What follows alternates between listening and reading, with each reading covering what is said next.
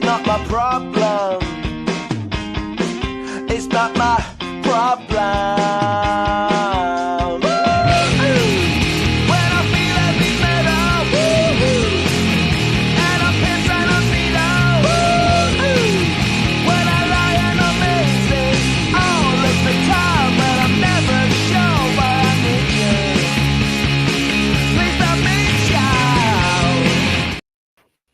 All right, we have a fantastic podcast today.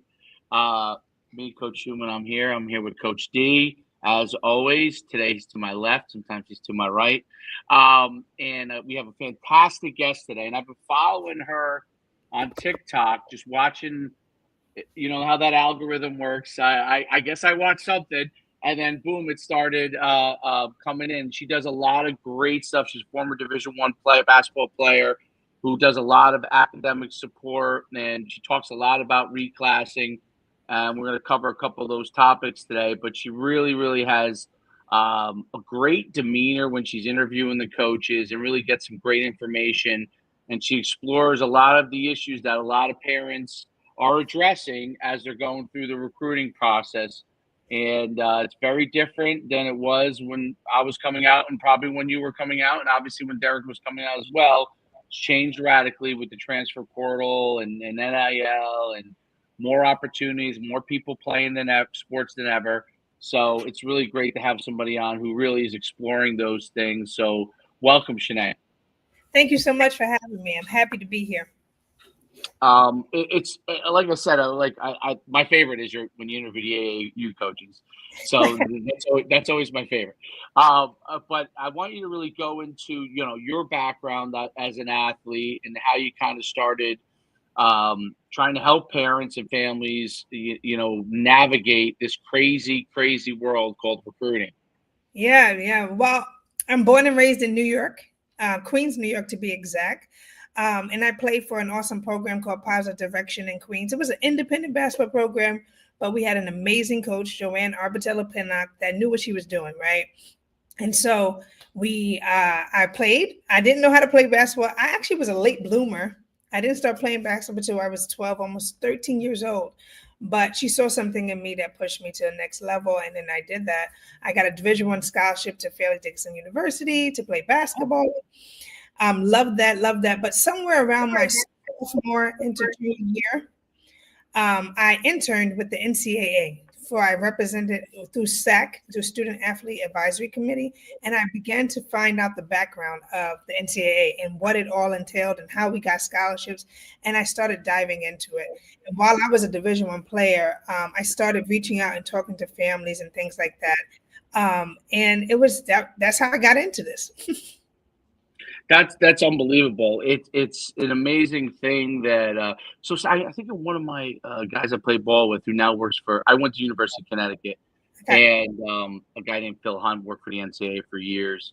I think he went through a similar program when he was right out of college or ready in college, and it's really interesting because I talked to him now because he's for UConn. He's in the president's office. So, you know, at UConn, we're dealing with a bunch of different things because of the conferences and, you know, should we stay in our conference? Should we leave? You know, all that kind of stuff. Football's a whole different animal itself. But it's really, really interesting because that background kind of gives you an insider understanding as to what's going on with respect to recruiting. So when you started kind of diving into it, like what were some of the things that you really saw that kind of glared out to you? So the biggest thing, and I would say it would be, you know, after I graduated, you know, I got into where I figured I wasn't going pro, right? I thought I was going to go overseas and play pro. And then I started coaching. And as soon as I started coaching in this AAU travel world, that's when I was like, wow, parents are serious. My mom wasn't that crazy, I don't think, right? And you know, parents start, you know, saying these things, these comments, want to talk to the coach, want to do this. And my kid has to go to college to play ball. And then my kid has to go D1. And I was like, where's this all coming from? Like, we play in tournaments with thousands and thousands of kids, right? We're going on this court. how are we going to separate ourselves? But I started realizing it wasn't just my parents, it was all the parents, right? And I started diving into how do I inform these parents of percentage? There's a 1% chance of a high school student athlete going on to play in a Division I sport in basketball, even football. Football may be a little more, but it's still a very small percentage of the thousands of students. And so I started guiding those families on what are you going to do to separate your child, or what is your child going to do to separate themselves? And all these different conversations started coming up, how they train them, how they do this. Some of them like, oh, I don't believe in this. And then you already know, reclass started coming.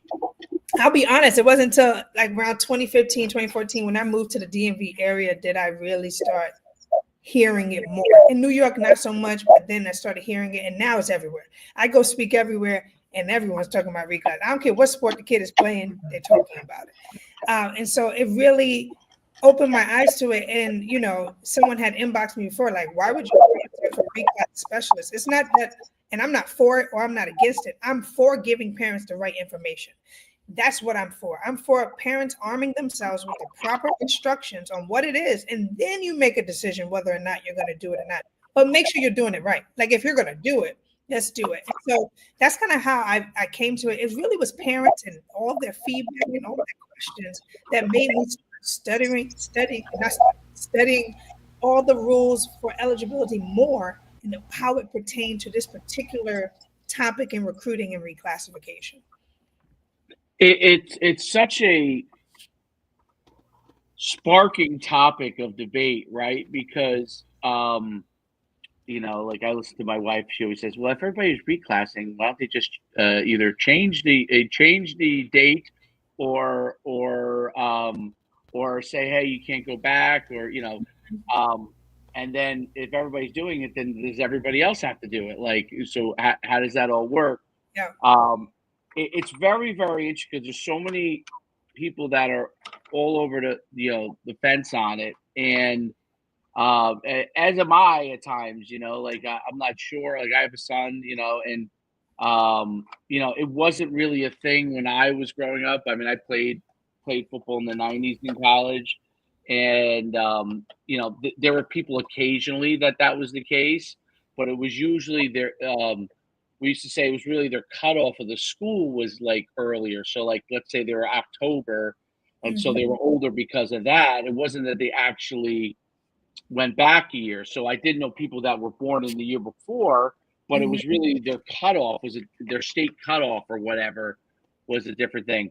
But you fast forward, people I think started to figure out that, okay, if my, you know, let's say the cutoff is January, my kid is born in December, well, they are at maybe a disadvantage by entering puberty later, especially with boys. It's a big, although I heard with girls it's becoming a thing now, which I was shocked at, because girls in general mature physically earlier. So I don't know, I never understood what the huge advantages, because probably most of them are close to full physical maturity by the time they're sophomores or juniors, whereas boys sometimes, you know, they can be really late bloomers, and you can have a guy that doesn't really hit puberty till he's almost a junior. It's rare, but it happens.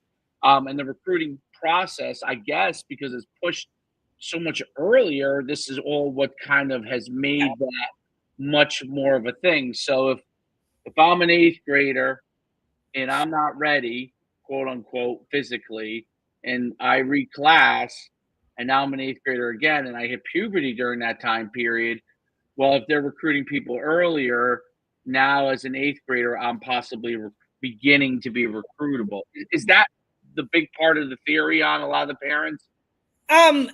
Here's the thing. I'll be very transparent with you. It is the theory of some parents. It should. Okay. So what I see is happening, and I want to put like some of these reclassification conversations and parents in certain categories, right? They're your trenders, right? So everyone's doing this. I'm about to jump on a trend. I don't even know what it is, but since my kid is young enough, what's the harm in them repeating a grade, right? We have those. They have no idea what they're doing, and they're just doing it, right? No recollection. I'm talking third, fourth, fifth graders reclassing. Tell me the logic behind this. I don't know, to win a 5th grade championship, whatever. So Right. that's Yeah. like, to be the best in 2045. Like, so will my 6-year-old. So like that's there, right? We don't even know what the kid is going to become, but we're reclassing in elementary, right? Right. And then there's your middle school families. That middle school, I'm a licensed school counselor. I've been working in education over 15 and a half years. And middle school is the toughest of anyone's life, like in general. And then you have those 100%. families. My boys are not maturing at a faster rate. You know, they're behind socially, emotionally, and physically. And I'm like, last time I checked, that's just natural progression. Like, Yep. we forget that middle school was our most awkward time in life. And beyond awkward. No idea. Look, I've taught, I taught for years when I was living in North Jersey, 6th, 7th, 8th grade. I mean, those times are extremely difficult in every facet imaginable, socially, emotionally. I mean, you name it, they're going through it. And like, school is the microcosm of all of that, and so I totally understand where you're coming from in terms of that nature. Absolutely. 100%. So we have those, and now we gave them I guess you can say get out of jail free card, right? So now we say, well, since I'm noticing this and it's a little different and COVID kind of brought it to light, I got to spend a little bit of time in the house with these kids. I think they need another year. We gave them that option in that middle school. And then you have this small percentage of student athletes that they're not peaking, but they're showing potential. That means they're stretchful. They have good IQ around their sport and their game. They have the potential to grow, probably even bigger. They might be a little bit taller than the next person, but their parents are like, they may grow. And they're already starting to see some noticeable differences in their skill level amongst their peers, right? So that's your elite group of kids, and I use elite loosely, but the world uses elite, that oh my goodness, I might have to consider this. That means heredity. Like I work with kids who parents played professional sports. That means they played in the NBA, they played in the NFL, they played in the WNBA. So this in the genes, right? We were talking about UConn earlier. I work with a son of a UConn championship winning family. You just won that one, Shanay. You got a UConn graduate over here. Like, you were gone for a few seconds. I had said that. I mentioned that to her. So Shanay's smart. Slide that right in there. That's good. Slide that right in there. Nice. She's smart. She's from New York. She knows what's going on. It ain't her first rodeo, Dave. She knows. But I work with those families, so it's in the like this is something that they were born into. This is biology. This is not making up. I agree. Genes. It's going to most likely happen, right? It's very rare that it's not. And so then reclassification. And there's one other point with it too, that professional athletes, or even like yourself, Division I athlete, Derek played college, I played one. You kind of also understand what the path is too. So you have an advantage in guidance. I'm not talking about overbearingness. I'm talking about guidance, like, this is what hard work looks like. This is what not hard work looks like. This is what doing the job academically looks like in order to get a chance to go to the next level. This is what is not going to get it done, right? So there is an advantage there. So there is biology. There's no doubt about it. And then there's also, you've been there, so you have more understanding of, you also understand what coaches can be like too. Exactly. And so those 3 buckets for me, when I get on the phone, I tell parents all the time, you can look at my calendar right now, it's packed. We thank God for the wonderful. That's great. But a majority of these families, I'm seeing it, I want to know, but should my kid do this, or do I have to do this? A lot of kids will inbox me, should I reclass, or should I do this? And I'm like, I'm above the mindset. If anybody cracks that 1%, because it is a 1%, like if you crack that 1% and you crack that top percentage, you're not doing anything very similar to anybody. Nope. What your plan is your plan. What's your pattern is your path. What your this is this. I did not reclass, but I also didn't play basketball until I was 13 years old. That is rare. Yep. If you look at the outliers, there's a book called Outliers, and you look at Great book. Great book. There's so many books. Outliers exist when they outlie the trend, when they outlie. Now, yes, are there some people that reclass and they're at the top of their game? Absolutely. But there's some that did, right? You know what? A lot of people who've read Outliers because it's a bestseller, and I've heard parents bring that book up to me. And I Outliers is 100% true. But a lot of parents, you know what chapter they always they gravitate towards? The hockey chapter. You know the hockey chapter where they realize that all these hockey players, the ones who were oldest, ended up being the most successful in. You remember that chapter? It was a really, really interesting chapter because Gladwell explores, well, maybe things should be in quadrants. You know what I mean? Like, which I agree with, by the way. I think it should be in quadrants because every 3 to 4 months there are changes in kids over those time periods. But obviously, it's not reality as far as what's going to happen. You won't have enough participation if you break it into quadrants. But they gravitate towards that chapter because that hockey thing is so glaring when you read that. You're like, oh my goodness. Like, it's not just about talent. It's these kids are leaving the sport because they were younger and they didn't think they were as good, even though they were as good. They were just younger and they didn't understand. It was hard from a mental standpoint to explain to kids, and then it wasn't as much fun for them, blah, blah, blah, blah, blah. I think part of that is also in hockey, the way hockey is, it's an expensive sport, which Gladwell doesn't really dive into. If there's a lot of parental issues, not just so you see your kid having success and he's older, right?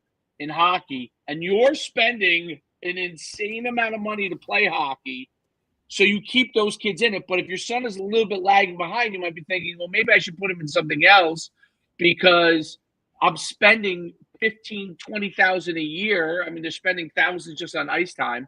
So to play this sport, and maybe I could do maybe I could take my resources else, which obviously Gladwell only has so much time he could. He only had, but it's a great book, and look, we're giving great book. I need to add him so he can send me some copies. But the other listen, we're in that generation. Like I'm not going to be speaking stuff. You can send me some free ones, thank you, so I can give to the family. But the other side of this is that conversation, like you're saying, right? Expensive. Youth sports is $1 billion industry, right? Oh God, absolutely. But there's so many benefits you can learn from a child playing youth sports. But there are levels to this, and a lot of the times this is always going to spin back to the parents. And like you said, we did this. We played sports at college level. We did this. So when my child comes to me and says, "Hey, I have a 6 and a 3-year-old," when she's like, "Hey, I want to try track, or I want to try volleyball, I want to try basketball," I'm going to know there's levels. We're starting in the free rec. We're going to start in free recreational. Now, if I see some season, she's like, "Well, I'm really interested in this. Like, I really want her to be a golf player." So I'm preparing my mind. But if she says, "I really want," then I'm going to play for training. Then I'm going to do this. The issue that comes up is when we don't want to have these realistic conversations that, hey, my child, this is not for my child. I'm in the wrong. We need to stay recreational, and it's okay. That is okay. That is okay. I think that's one of the things we deal with on a constant basis. Is I feel like we see it like society now feels like everybody has to be involved in sports, and that's not it doesn't. You don't have to play sports to equal up to or whatever it has to be.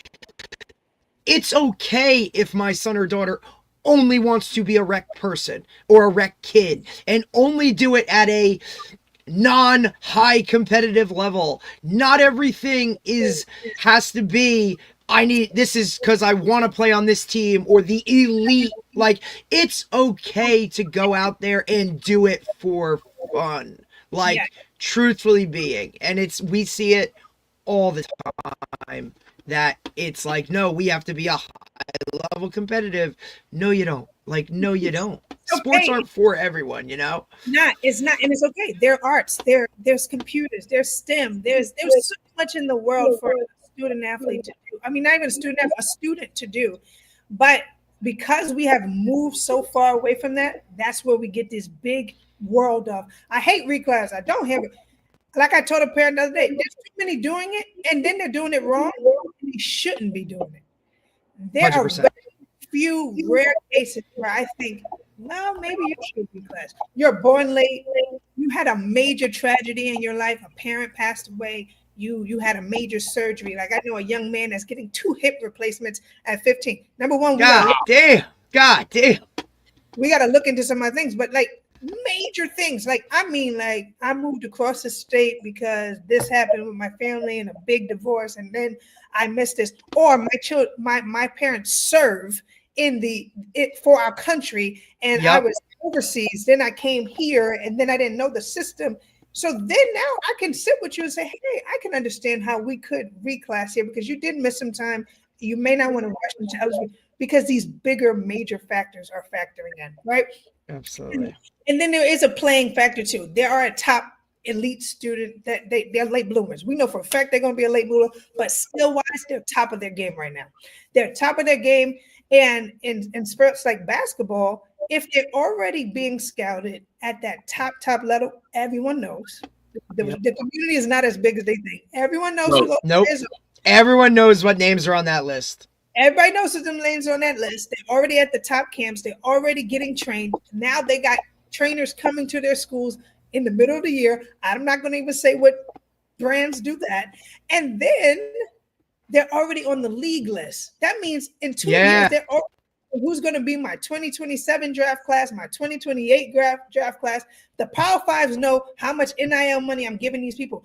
The issue is everyone thinks they're that kid or that family. And they're not understanding that that's not their journey. Like, I knew I could go D1, but I didn't say I was going to go with WNBA. Not that it was around. Like, I was realistic with my journey. I knew I could go play overseas, but I was not going to get one of those small spots there. I'm going to go do this. I'm going to do, and I thank God for the 1% opportunity, but I also didn't go Power 5. I wasn't at UConn. Right. I was at not that made it different, but I still went D1, but I wasn't at UConn. There's levels to this. And when we face reality and when we understand the journey that's for our lives, we don't have as much issues. And the problem is everybody wants a piece, and then they get mad if you say your kid is not going to do that. Like, why would you not believe me? Why would you not do this? Right. And Shanay, I think that's a microcosm of like the social media era and everybody being able to see what's going on and just the whole, like, what they see is that less than 1%. And now it's, even when you give them the conversation and the honest opinion, it's, well, my kid could be that smallest percentage that makes it or that does it, right? And look, I understand that, especially now as a parent, like with my own child, like youth, that is your prized possession. That is the most important thing in your life. But in reality, you also have to understand the realness of it and set your child up for success, not failure, in terms of, hey, could they do that? Absolutely. But when we're coming down to percentages and numbers and like, probably not. So let's put them in a better situation, a realist situation, right? And then ultimately, especially talking football now, if you don't get that Division I scholarship, that big time offer that you're expecting, go to a lower level, work your ass off, and then maybe now 2 years later, you get that. And that's a little bit that's changed recently in the football world, where I think that mindset can flip and help those guys out. But that real conversation of put yourself in success, because we deal with it on football, because when guys hear Division III, NAIA, anything less than what they see on TV, that's what are you saying? My kid can't go, blah, blah, blah. You know, you get that kind of pushback. That's like the hardest thing to deal with. It's like, sorry, this is reality, right? Like, this is what it is. This is facts. And it's so crazy because I always go through percentages and I say, guys, I don't have to make this up. You can go look on the NCAA website. Any level, D1, D2, D3, NAIA, junior college, you small college. If your high school student athlete gets the opportunity to be on a roster at the post-secondary level, it is a Boom. small percentage, and it's so great. And we got the nerve to have an attitude if we do that. I'm like I love when parents are like, I know they're not a D1 player, but we're thinking D2 or D3. I'm like, are you? How? Right. Still the same %. Like you're still trying to break and crack into something that is very hard. Like they were like, oh yeah, we know they got to go D3. I'm sorry. Like you can just cakewalk into D3. You could cakewalk into a roster spot. I love when parents like, Yep. yeah, we're gonna walk on. You are? How? How are you gonna do this? And you're right. The internet has given a lot of power and advocacy to people in the wrong tent, right? Like they don't. Hell yeah. Warriors, name it. They fan base. I love when people are really fans. They're taking their talents from the pro game and bringing it to youth sports because that's what we allow to happen these days. And so it's pushing this to the thing. And I read something today. It was my devotion, and I was doing a devotional and on motherhood, and I'm going to use it for all my parents. It said your greatest contribution to the world may not be something you do, but it'll be in someone you raise. And I thought that was so powerful because it's the parents, right? Like if we understood that we're not the greatest contribution to the world, but it's about how we're raising our kids and what are we showing them when we're not facing reality? What are we showing them when we're not giving them the proper basically setting them up for success, but we're pushing something on them that they may in fact not want. They may in fact not even want to. Like this is.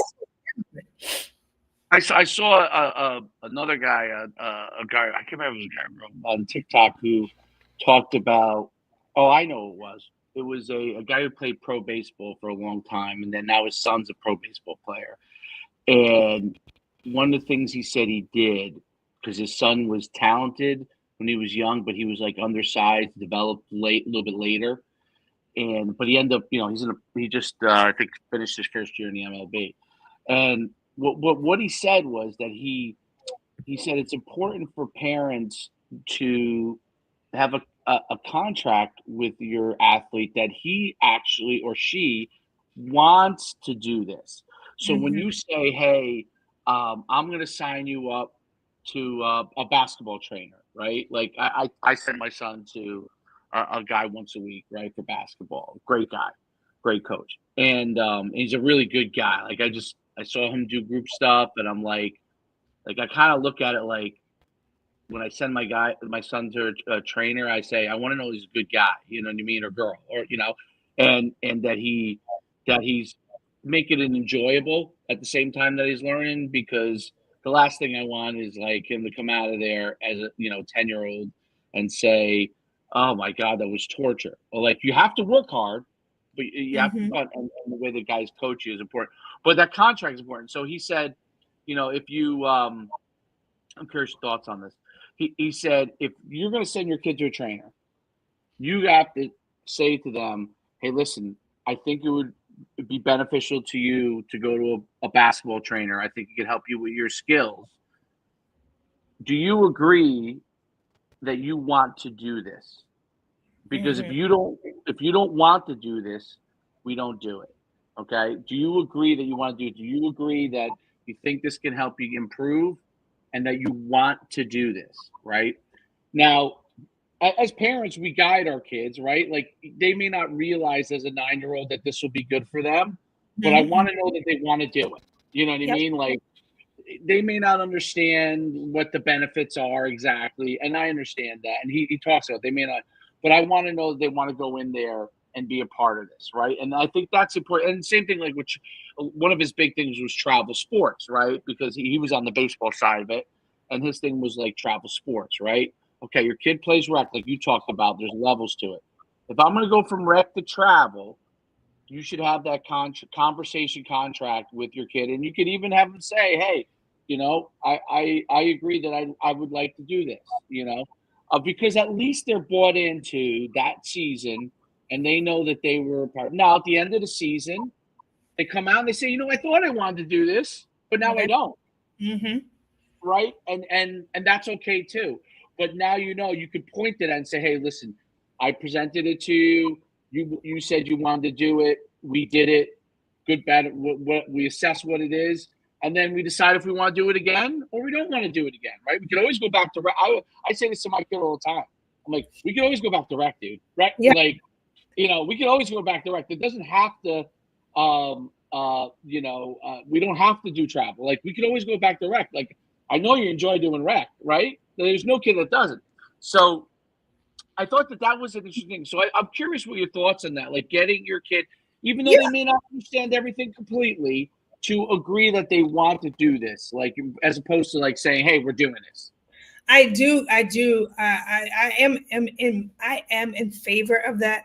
I think I am more around the age because, I think there is, I'm very, I'm biblical. I study the word. I am Christian, and it says, train up a child in the way they should go. And when they're older, they won't depart. Right. And I use all biblical principles for everything. And Absolutely. So there is, like you said, I'm going to teach you character. I'm going to teach you commitment. I'm going to teach you this to a certain age. But there comes a time where the kid themselves even start saying, I want to do this. Like, I went to my mom. It was 1997. The WNBA came out. And I was like, I think I'm gonna play basketball. Like, for real. Like, I think I really want to do this. Prior to that, she had me in everything. I was in dance. I was in music. I played the alto saxophone all the way up till I was 18 years old. I did karate. I did this. Because I was looking at the comments too. I have some comments on my live, like early specialization in sports and all this other. Oh shit. Yeah. That's a whole different podcast, girl. I did everything. And I think because I did everything, when I did choose, I was okay. I was confident in that choice. I was happy with the choice I made. I knew it wasn't going to be easy, but I had experienced so many other things that led me to that choice. And then my mom also had a rule. You start something, you're not ending that. Finish it. If you don't like it, you're going the whole season, you're going the whole commitment of that time, and which taught me commitment. So I did not know this life of leaving one team to go to another team. I played for one high school. I went to one college. I played for one AAU program. And granted, there are some instances where things you need to shift it up. And this new age and new society, they do that. But it's teaching those commitments. I think also when you think about reclassification, a lot of people are always, they don't have these conversations with their kids. When a family comes and sits with me, I talk to the parents first, and they're like, get the kid on the phone. We're not going anywhere until this is a group. This is a group decision. Everybody got to be on the same page. So if mom doesn't like it and dad is pushing it, y'all not working with me. If the kid is saying, really I'm not dealing with that. Hell no. If the kid is like, I really am sure, I don't really think I want to go to the next level. Sometimes I meet with them by myself. Say, hey, you could tell me. I'll tell your parents. Hey, this not working out, right? Like I'll hit all angles because it has to be a group decision and the benefits of the why, because then everyone is trending the right way. Any earlier than that, I think middle school, like 6th, 7th grade, this is when you start asking those questions. When they start, 11, 12, 13, they start saying, I kind of want to take this to the next level. We're talking double digits. I'm not talking about a 9, 8, right, 6. First of all, they ain't even growing to their body yet. They're not even there yet. The baby giraffes. They're all baby giraffes. Yeah, all Every baby. one of them. And then you get there. And for me in my world, because I'm in the basketball, I'm in the football world too. Those are some of my major sports I work with. I get the physicality of it. So I get that 7th and 8th grade. If you start seeing something, you might think about repeating or picking up the training. But I always ask parents, what are you going to do different in another year that you did this year? Because reclassification or specialization in the sport or elite level training, it's expensive. Yeah. Like, why are we going to spend more money outside of rec, outside of travel, outside of this next level, if it's not going to be different than what you did the prior year. All of these different conversations and all these things it encompasses. And I asked the kid too. There's sometimes I have a conversation with a kid. I say, hey, you want a car when you graduate? Or you gonna go pick college? Like how are we going to balance this? Is this something you really want to do? Because your sacrifice is not always going to be in money, but prom you'll go to a prom, but you're not going to all the parties. On Saturdays, Damn right. Bye Saturday, you going to sleep. And on this day, you're doing this. Every day, Monday through Friday, you go to school, you're going to do your training, you're going to sleep, you're going to wake up and do it again. Oh, you want McDonald's and Chick-fil-A? Now, you're not eating that. You eat protein. Not happening. Eating bars that don't got no flavor. All this stuff to get to the next level. I know.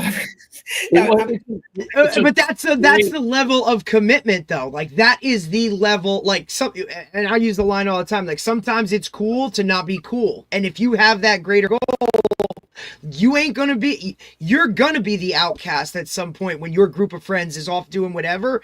You need to now understand that's not what you're going to be doing. You're going to be leaving that party early, or you might not even be at the party, right? When your crew is off doing whatever, you're home training or sleeping or getting ready to go do something, because at the end of the day, when you come to that last 3 weeks of high school, when everybody it all really comes together of like what's going on, and the day after you graduate, you're in the car and you're already on campus at your next thing, because that's the requirement for what you got. And everybody else is worried about whose grad party are they going to. You ain't going to be a part of that, because you're making that choice to now want to do this at the next level. So don't come at me when, as a sophomore, I'm telling you all of these things to set you up for success. That's the level of commitment that I don't think a lot of people understand. And when we try and tell them, right, and communicate that, we're being mean. Oh, well, what do you mean? Like, well, my guy doesn't do that. Mean. That's I think you're being mean. That is the word, actually. Believe it or not, it's amazing, because I it's one of sports, and I've talked with Derek about this a lot, right?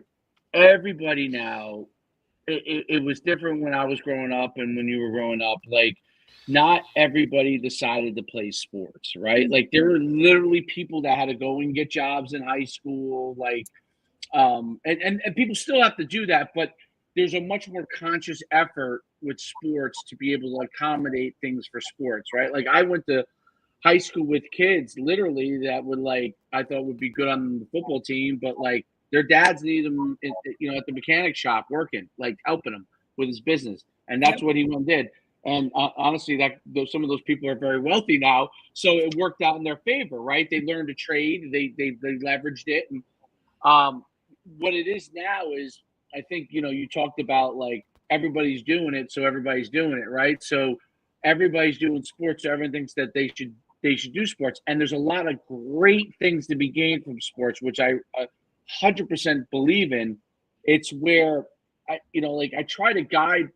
Sometimes with parents, a lot of parents obviously haven't played at the next level, almost none. Like, I know I can count, on my two hands, and I live in a big town, the people that I know for sure played at a high level in their sport, right?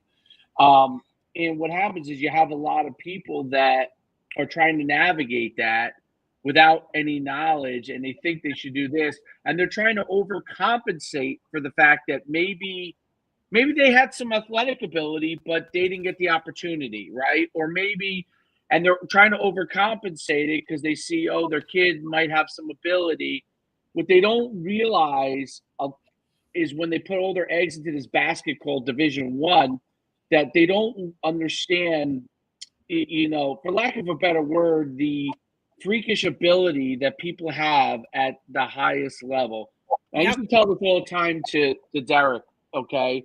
Like, I was state high hurdle champ. I was 250 pound. I played linebacker in college. But I was friends with, we used to do similar stuff, me and LeVar Arrington.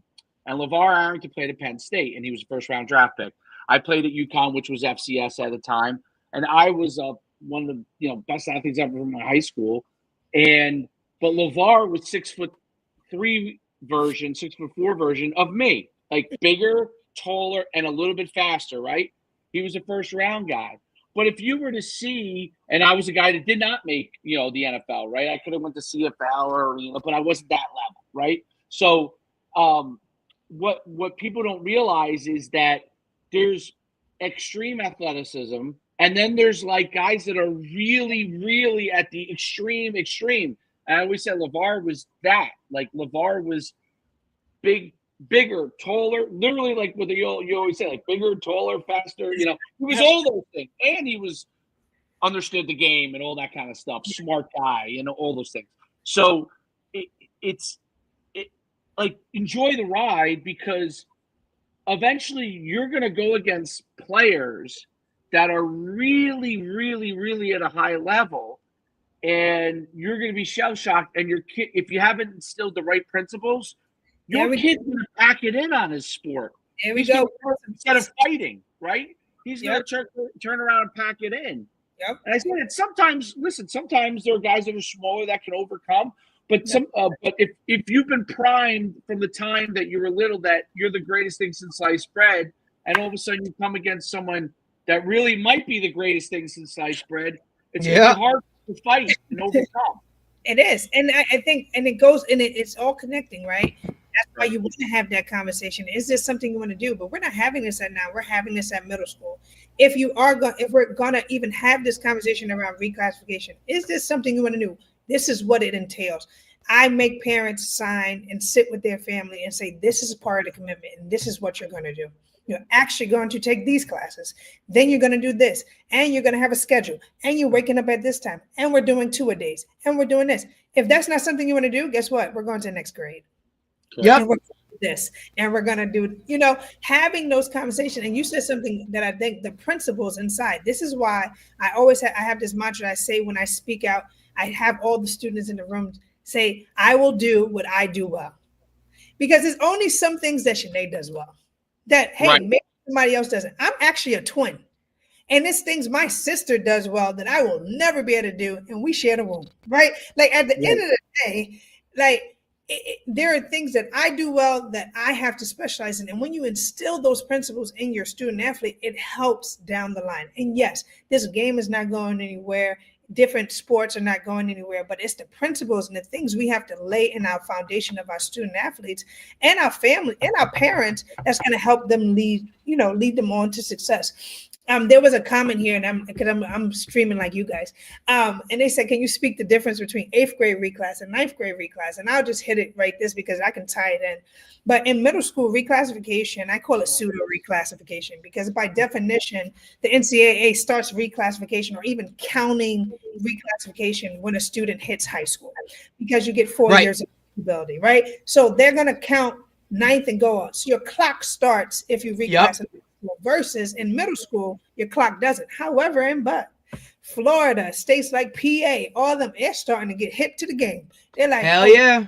Y'all out here reclassing in football, Texas, UIC, you name it. You're like, if you do a double A, you can't play, right? So, any double A, different. So different states and different places are now starting to come for the middle schoolers and say, you're only going to get 1 year of this and 1 year of that, or they're going to count it towards their whole time they're in high school eligibility, right? They're saying you only get 5 years starting at 8th grade. Right. So if you reclass, you could be doing that. So I tell families all the time, while it may not affect your eligibility for post-secondary sports, it may affect your high school eligibility. And it may hinder you playing in that 5th year. I meet so many kids that either age out or they ran out of eligibility in that reclass year because they did not know the rules and they did not think about it. Reclassification is not a 1 year decision. It's a absolutely 100%. And it is, you're basically taking what you would be doing college wise with a red shirt year or any of those types of things and shifting that 4 to 5 years earlier and now putting them on that track.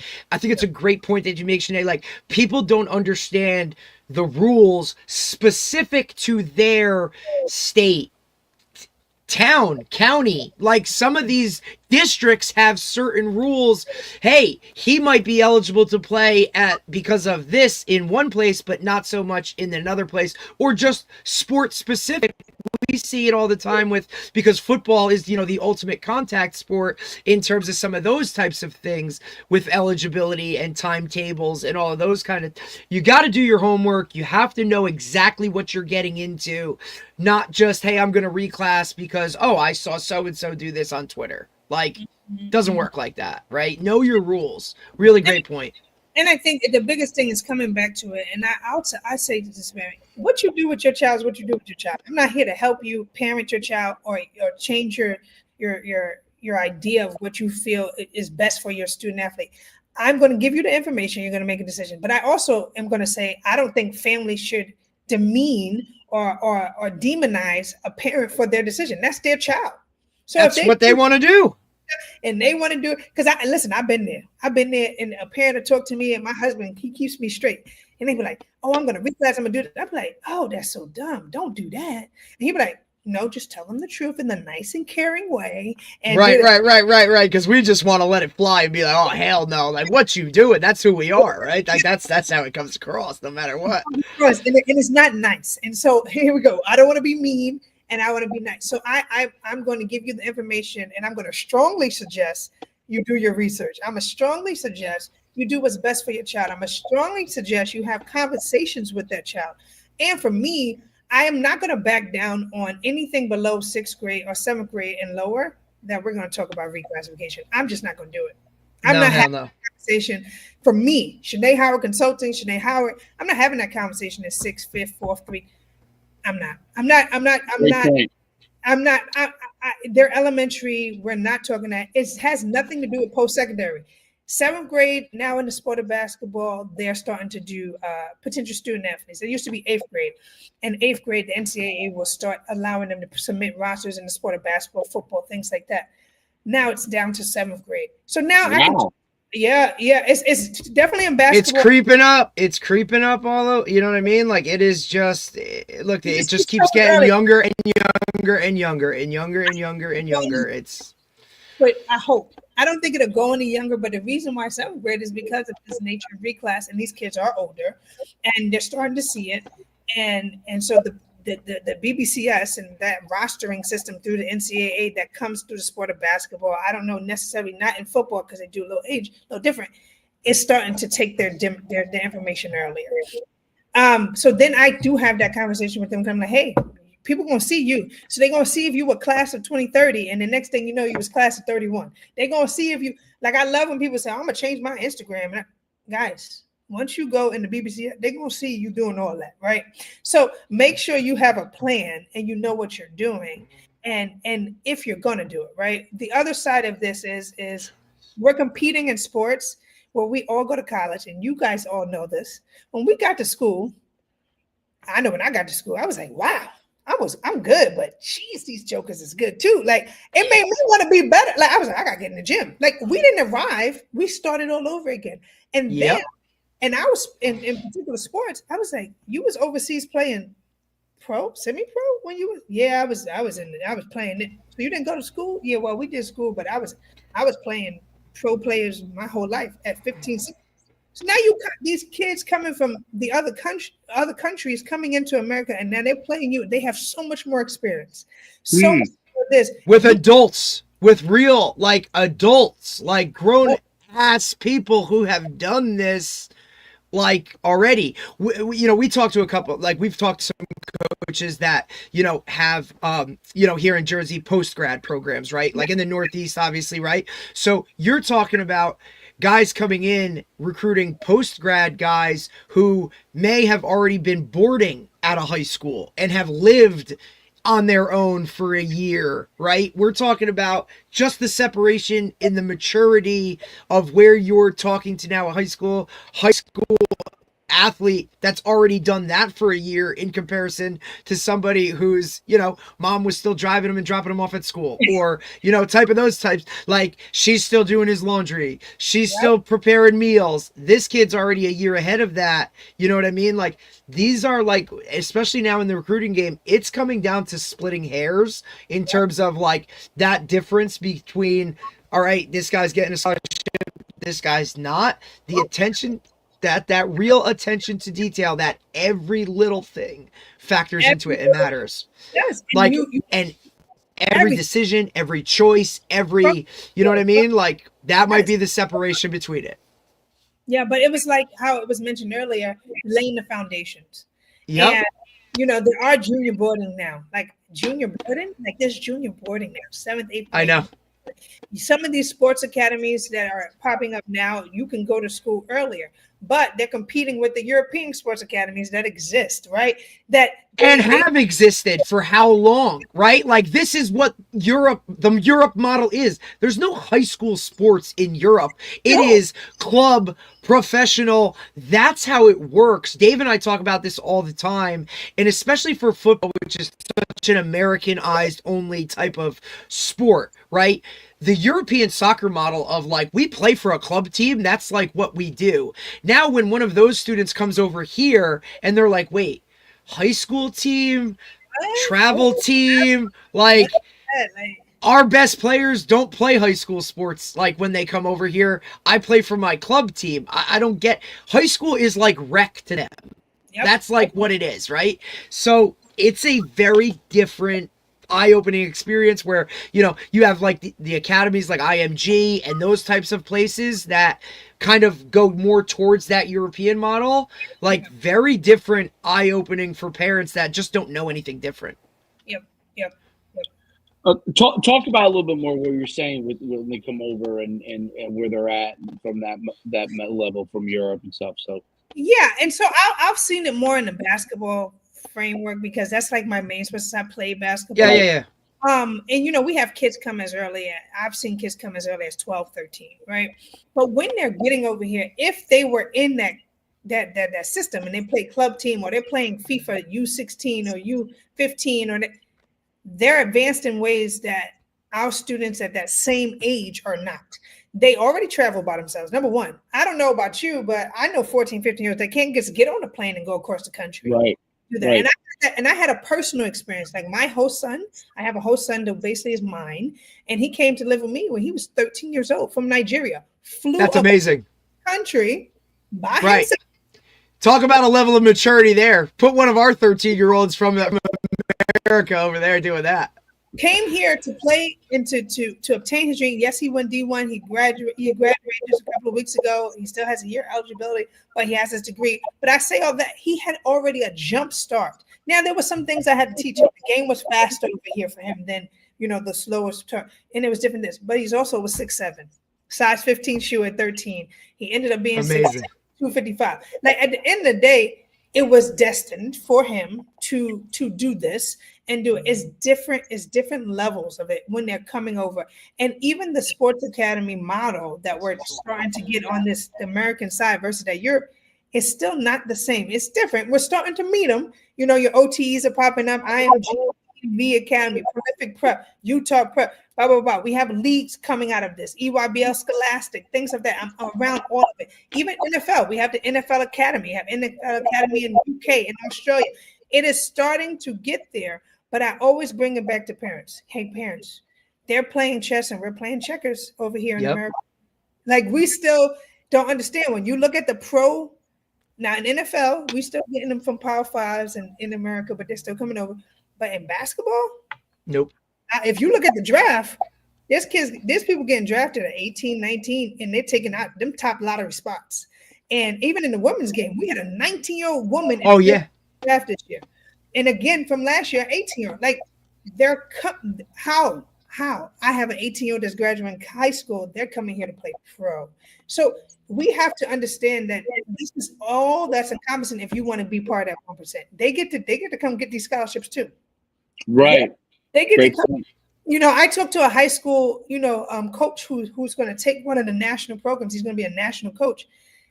They don't only recruit in America. He was like, oh no, I'm flying over across seas to go look at a player. He has a game into FIFA and like he's high school for here is recruiting over there, and they're going to a professional semi-pro game to go see and bring them over.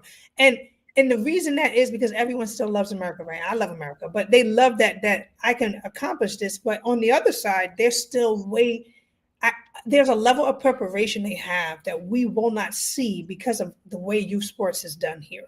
And we Correct. have to understand that. And when we do, it all comes back to do what you do well. Like, Yep. I'm never going to be your Great kid. point.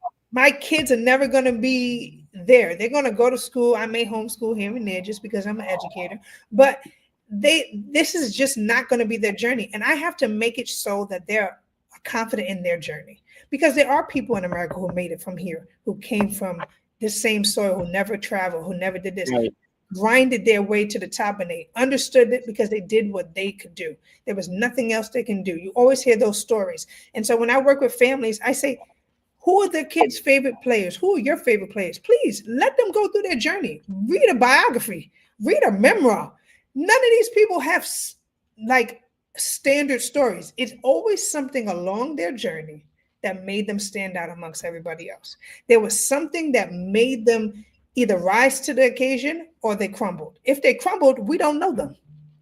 The point is they rose to the occasion. Whatever they were faced with, they were able to take it and be successful. And I think ultimately too that the what people don't realize about athletes that play at the highest level, the overwhelming majority of them really are very, very smart. So this is what the people don't realize, because they think, they see the kid who's the really good athlete that doesn't do good in school and blah, blah, blah, blah. The one in a million that makes it doing that. They don't realize that the overwhelming, pro athlete and high level athlete is very, very smart. The things that you have to understand at the higher levels of sports, just from educationally expanding your mind and be able to learn, is really, really difficult. And the pressure and to be able to get your mind framed in the right way and to be able to handle that is very, very difficult. So, I think it's really important that athletes, if their kids are playing sports, it's like to make sure they develop their mind into not just being great students, but intellectually understand what is Processing. going. Yes. Yes, practicing things and helping them really become more over, not just academically intelligent, but overall intelligent, because that's going to be ultimately, first of all, that's going to be what helps them in life. And then helping them understand the social aspects of sports, right? Because that's also the networking aspects of it. And one of the big issues, right? Because look, what is sport like? You play with this kid on this team, and you play with this kid on this team, and some of you go on to play other places. You maintain that friendship. They go and work at this company. They go work, because and that person gives you an opportunity to work here or there. That's expanded more. It used to be just live in the colleges, but now because sports have become bigger, you have a lot of people that end up on different paths. And if you have a good relationship with them, no matter what you end up doing, you may be able to leverage each other to be successful. And Yep. and the one other thing that I thought that kind of came to mind is, because of, and I think this is one of the negatives of the American quote unquote system. One of the negatives is that because everything is very volunteer based, and there becomes a lot of angling among parents to this kid or that kid, and exclude this kid, include that kid, whatever it is. Because of all of that, you get a system that makes it very hard to develop the academy system that you have in Europe, right? Because people are moving pieces around, and it makes it harder to identify until they get to that, really almost high school age, which is when, like a lot of times in America, the high school coach or the high level club coach, when they get to ninth grade or eighth and ninth grade, they can really start to identify them. Because before that, there's all this like moving around that's going on, and nobody really knows how good this kid is, even in sixth grade, because he Yeah. doesn't face them, because he's over in this area, and then this kid doesn't face this kid. And it's not until they start to move into those systems. That's what makes it hard to get those academies. And I thought originally the Scholastic, like I am a little skewed in the football area, Yeah. but but I always thought that like the original premise of the school system being able the ability to foster athletes gave us in America initially an advantage because it was kind of one kind of system. But now, because everything is kind of pro-atized, like everything's pro, there's all these different factions, and so many factions. Now, high school's diminished a little bit at some sports, right? Like if you're a soccer or basketball player, yes, when you go to the state championship, it's important. But if your team isn't in the state championship, your club team is important, right? Or is it in the States? You have to be a great basketball player on an average team. No, your club team is really more important, right? Now if you're on one of these elite teams in high school, yes, it does get seen. But otherwise, so there's all these different factions, and it makes it a lot harder to get it. So it makes it harder to evaluate. One thing basketball has always done, because I was neighbors for a few years. The guy's brother was the coach with the Knicks, and he told me that they knew at the age of 15 or something, or 14, they knew who the top 100 players were, with the exclusion of there was a 5% error, like we missed this guy because he matured late, or this guy. And he said they would know these are the 100 kids that are really we're working with, and then there's going to be 5 to 10 outliers that we got to grab, that develop late. Which I was so shocked in that, because football is different, right? A little later, I couldn't believe it. And I'm sure in the women's basketball side, it's very similar too. It's we know. I think women get some more late bloomers. We think we're going to do other stuff for a while, and then some late bloomers. But I think you touched on the key here, and I'm always going to bring it back to doing what we do well, even in America, right? We did have the advantage. Let's be very transparent. When it came to playing at the collegiate level, we had the blueprint. You go to class, you got the eligibility, we got the coursework, we got everything. Someone coming from outside our system or our country would have to do more to get to play at that level, or to do that. They're not going to understand our academics. They're not going to. So we do have the advantage. We just started giving it away, right? Like now we want to do this. Now we want to do this. So yes, our youth leagues are suffering because we're trying to do what European or outside the country things are doing and match this. We can't be everything and everything. I tell people all the time, you could be good or you could be great. Which one you going to be? I don't want to be good at stuff. I want to be great at it. And that's why I'm going to do what I do. And so when we start mixing and maxing and trying to do, I don't like it, because we did have the advantage, and we did. And that's why now I'm seeing in the pro level less of our student athletes that do go through our system making it, because we're sitting here trying to copy what they're doing over there. Let everything go back. But since it's not, we have to the game, right? Because it's money based, it's money driven. Always. It's at the end of the day, at the core, at the bottom of it, it's money. At the core, no parents want to admit it, but they want their kid to be pro, not just because they want to say my kid's a pro. It's money. If we want to go all the way down there, it's money. I want success in money. I want this in money. You don't get any brownie points for saying you were the best kindergarten basketball football player. You make it pro and you get a $100 million contract. My kid is successful. It comes back down to money, and that's what's the driving force. And that's why these principles and the foundations we lay in our children when we have the chance, it's going to be so key. And I always leave any conversation or things that I'm talking with is your children only get one time to be a child. They only get one time in their life to be 5, 6, 7, 8. There's no reclass for 7. There's no reclass for 8. There's no reclass for the Sweet 16 and the quinceañera. There's no reclass. Let's not forget the why. Let's not forget the main thing. We didn't have children to turn them into robots and pros and all this. Now, we love the opportunity, but keep the main thing the main thing.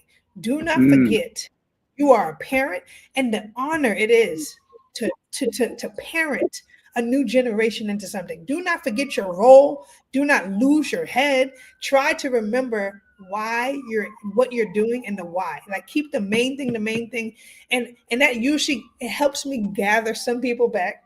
Some people won't get it. And yes, the very few percent of them that are crazy enough to make it through all the way to the top, they make it. But if you look at it, many of the top athletes in any sport, if their parents were psychos and they didn't do what they needed to do, they're not with them now. Right. True. 100%. They don't even talk to them. They resent them. The ones who cultivated that relationship, they're right in They're the corner. pissed. I know so many. I get the awesome ability to work directly with Wayne Pratt and the Kevin Durant Foundation with Wanda Durant, and just to see how the families work and dynamic.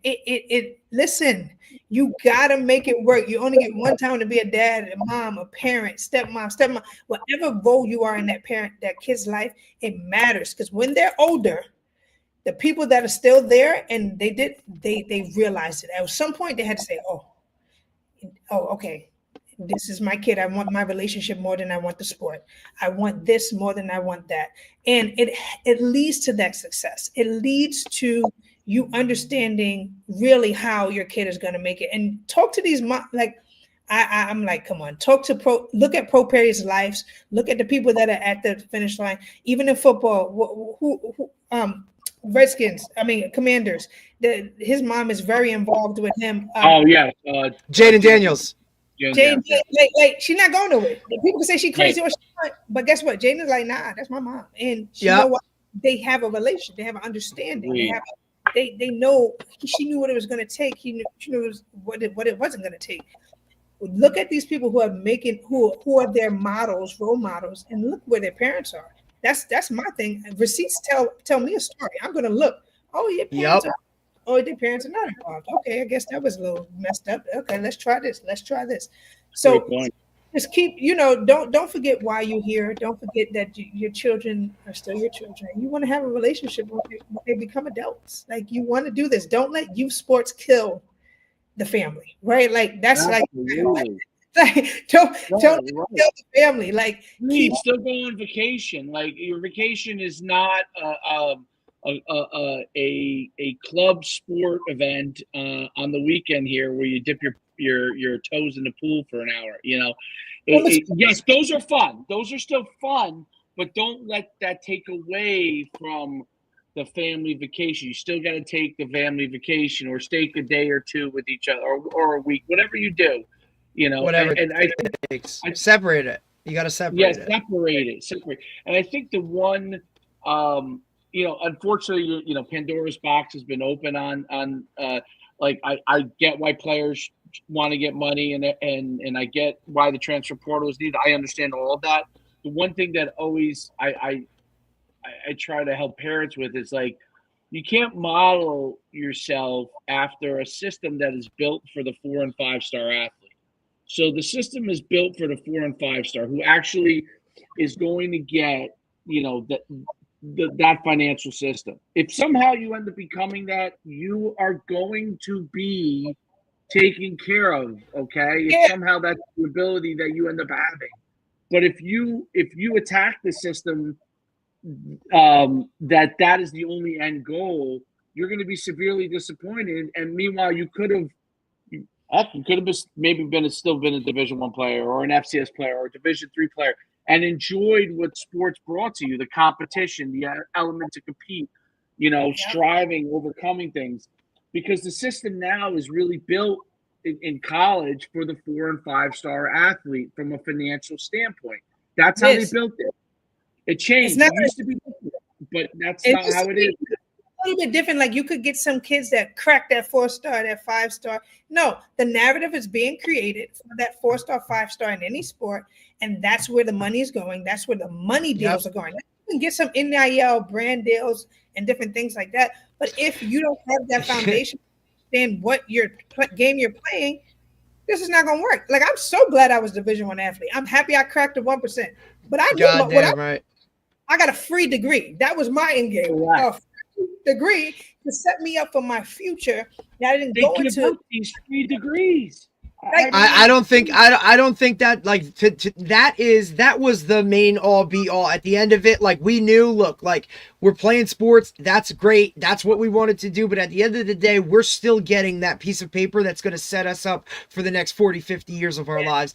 I don't think that's how it's looked at. I don't think it's valued to the level it was, but I think that's like a society issue altogether. I don't think college education going away, like that whole aspect of like what was the main thing in our lives at the end of it, it's not like that, right? Like our parents weren't probably as educated on that level as we're now. So now we are all educated on that level. Like we don't look at it. We want more for our child than just the piece of paper or degree, or it's easier to be obtained, right? Like how many of like people we knew growing up were the first ones in their family to graduate from college, or maybe just the second one.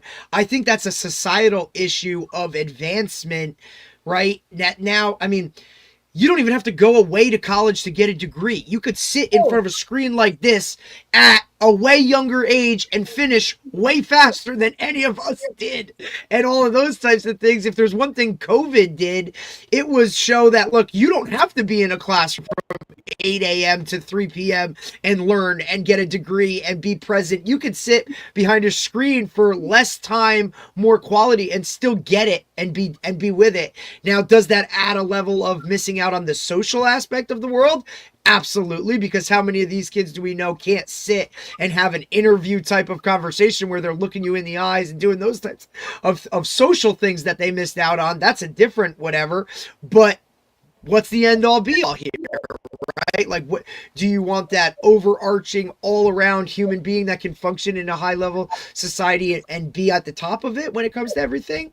It's just, everything has changed and you kind of either adapt or die with it, right? But I still think there's some of those core values that have to be, like, you're still getting that education. There's still something to be a higher educated human being in this world, where like that's still above all the others for me. But it's really hard when, you know, you're telling a kid like, hey, you're getting an education and you're gonna have a degree. They're like, well, okay. Like, it's almost like that is expected. Like, that's part of it. Like, yeah, I know, but like, what am I going to do with it? Or like, how does that value my life?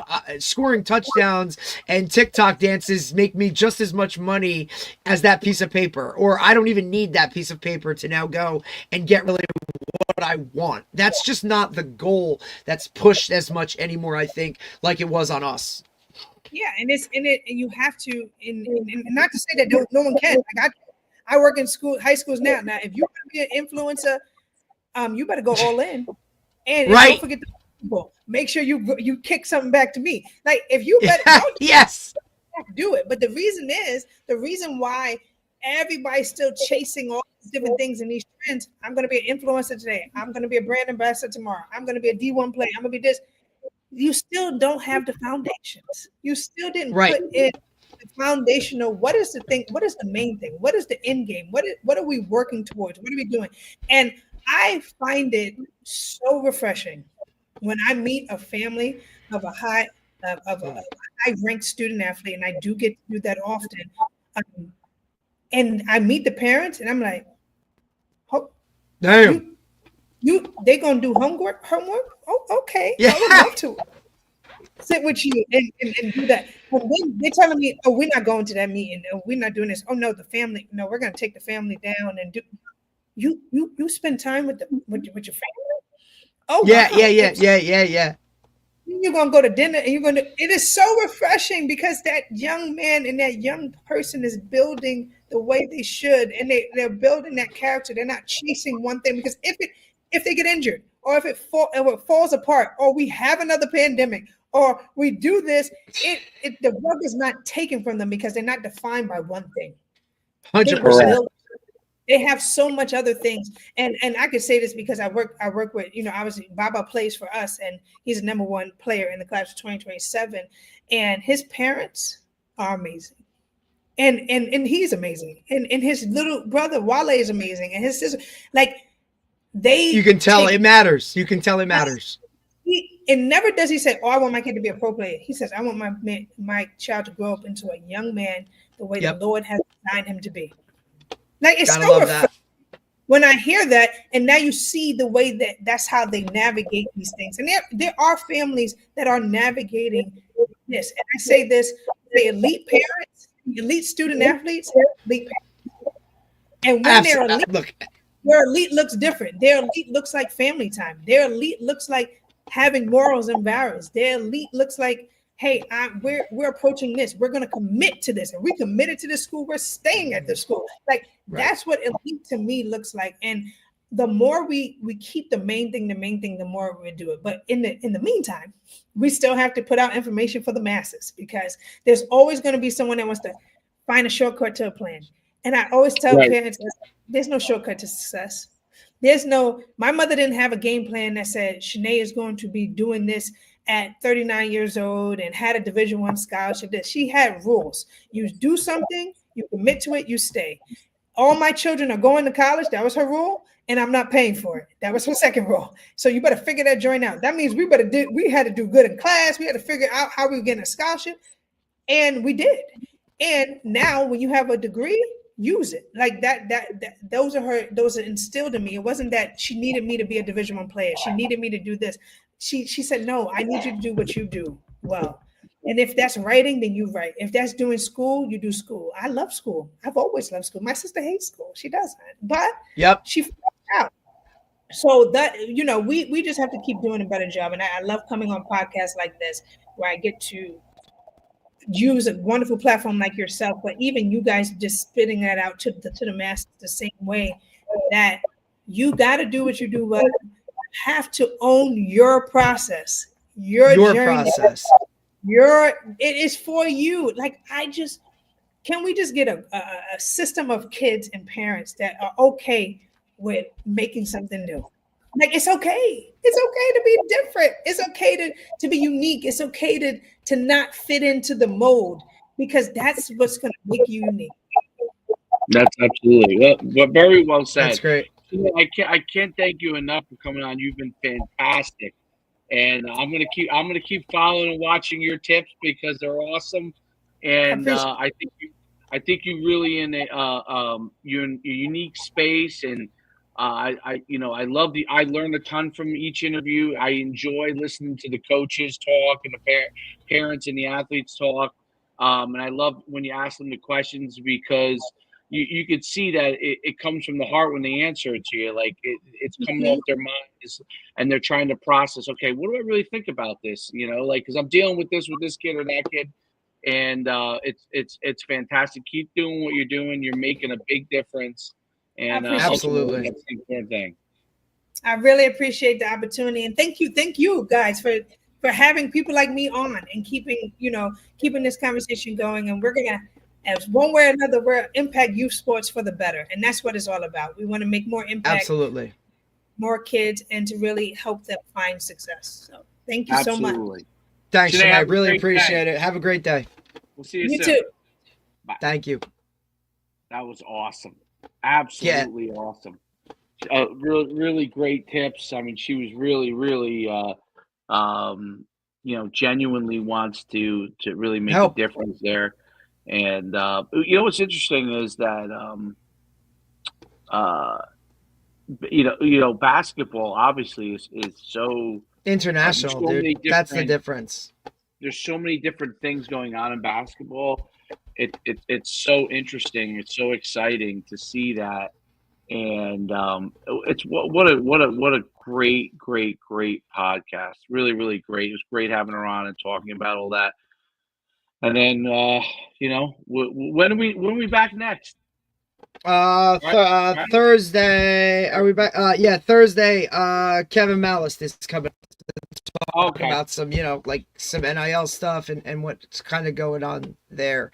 But, I think it's, having people like Shanay on to kind of just, embrace, kind of have that conversation of, where it's at, what it is. And ultimately, she's not trying to push anything on anyone. She's just trying to educate so that, look, you're going to go and make that decision and do what you're going to do. But let me lay some groundwork and educate you on kind of what it actually looks like and what the situations are, and like just some realness to it, that everybody has their own, oh, reclass is this or reclassing is that. So to get someone educated in that world, kind of to just lay it out and here's what it is, I think that's extremely positive. She's making a difference, one way or another.